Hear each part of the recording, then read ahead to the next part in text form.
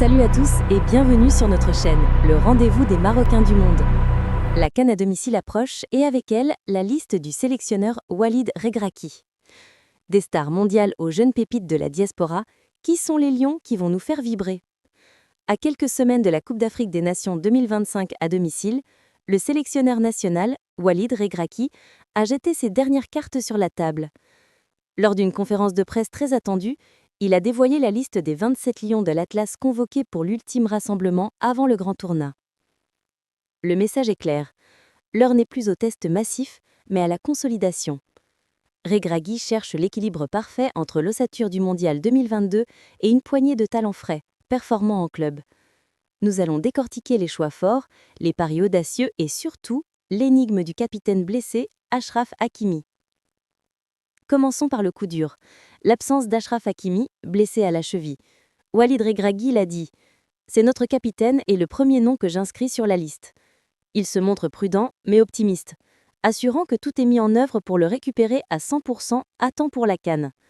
En attendant, c'est Noussair Mazraoui que la presse annonçait à Manchester United, NDLR, il joue au Bayern, qui est désigné comme son remplaçant naturel, preuve de la grande confiance du coach. Derrière, la défense centrale a été un point central. Regragui regrette de ne jamais avoir pu aligner la même charnière ces derniers mois. C'est pourquoi il justifie le retour de l'ancien pilier Romain Seiss. À 33 ans, Seiss revient pour apporter cette expérience et ce leadership jugé indispensable, comme l'a martelé Regragui. On ne gagnera pas la CAN avec uniquement des jeunes joueurs. Une concurrence saine s'ouvre donc aux côtés de Naïef Aguerd, tandis que l'espoir Anas Salah Eddine du PSV vient compléter le flanc. Si l'arrière-garde pose question, le milieu de terrain est la force de frappe tranquille de cette sélection. Walid Regragui n'a pas caché son bonheur. Quand il voit les joueurs qu'il doit laisser à la maison, il a, je cite, mal à la tête. Le noyau dur est là. Sofiane Amrabat, revenu de blessure et performant au Betis Séville, et Azzedine Ounahi, qui retrouve ses sensations à Girona. Autour d'eux, une vague montante menée par le talentueux Bilal El Khanous et l'explosif Ismaël Saibari. Le sélectionneur mise sur l'abondance de talent pour générer une concurrence maximale. Son message à ses joueurs est clair, « Faites-moi prendre du Doliprane pour choisir les titulaires. » C'est la méritocratie en action et c'est ce qui rend ce secteur aussi rassurant pour les Lions.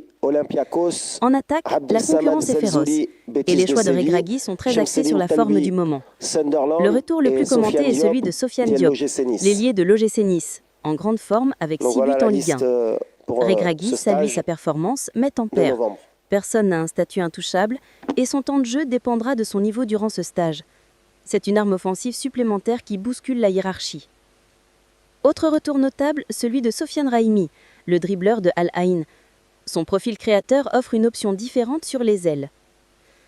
Et puis, il y a les jeunes espoirs de la diaspora, Shamsindine Talbi de Sunderland et Elias Benseguir de Leverkusen. Regragui teste ses pépites en vue de la CAN, cherchant à injecter de la fraîcheur et de la spontanéité, à l'image du jeune Ilyas Akmat, issu de la Masia.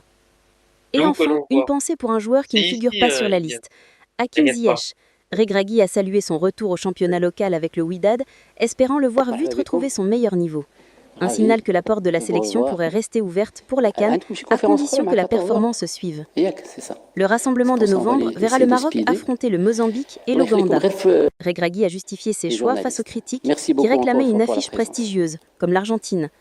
Le calendrier avec les barrages africains a compliqué l'organisation. L'objectif est donc de se mettre dans le bain africain face à 2 nations qualifiées pour la CAN. Surtout, Regragui est catégorique sur la priorité nationale, la CAN 2025. Il a clairement indiqué que la Coupe arabe de la FIFA, qui coïncide avec la préparation finale, passera au second plan. Aucun joueur clé ne sera risqué. La Coupe arabe sera gérée par un groupe distinct, probablement issu de la Botola et des U23. C'est la preuve que le sélectionneur place toutes ses ressources sur l'objectif ultime, ramener le trophée à la maison. Pour conclure, au-delà des noms, le discours de Walid Regragui est avant tout un appel au peuple marocain. Il a reconnu que l'ambiance lors des derniers matchs à domicile n'était pas celle attendue, mais il est convaincu que la ferveur sera au rendez-vous. Le mot d'ordre étant l'union sacrée, il faut de la critique, c'est logique, mais surtout de la confiance. Regragui exhorte les médias et les supporters à transformer l'énorme pression en énergie positive.